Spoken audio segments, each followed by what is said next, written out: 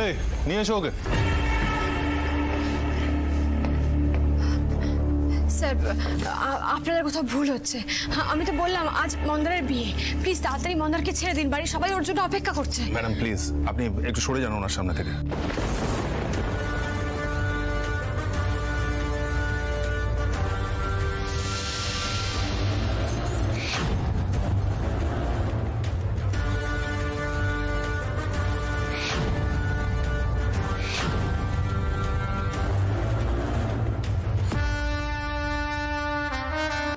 না স্যার, এ রঘু নয়,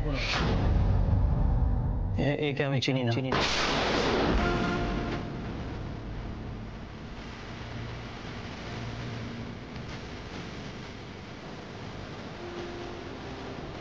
রঘু ভাই, তুমি আমাকে অনেক হেল্প করেছো, তোমায় আমি ফাঁসাতে পারবো না।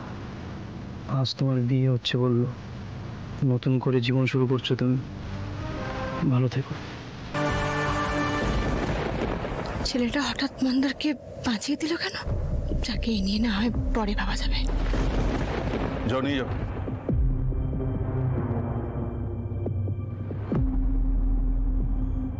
স্যার তাহলে এবার আমরা আসি।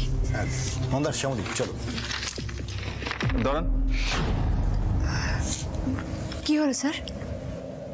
আমি বুঝতে পারছি আপনাদের যাবার খুব তাড়া,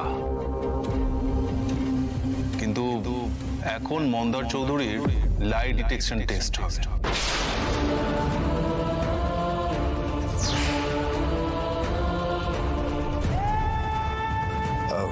অফিসার, এটা তো মানে প্রমাণ হয়েই গেল, মানে ও তো রঘু নয়, তাহলে আবার লাই ডিটেকশন টেস্ট কেন হবে?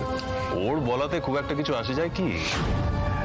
আর সেই জন্যই আমি ওই মন্দার চৌধুরী লাই ডিটেকশনের অ্যাপ্লিকেশনটা করে রেখেছিলাম। আর যেহেতু মন্দার চৌধুরীর আগে থেকে ক্রাইম রেকর্ড একটা আছে, তাই পারমিশন পেতেও খুব একটা অসুবিধা হয়নি।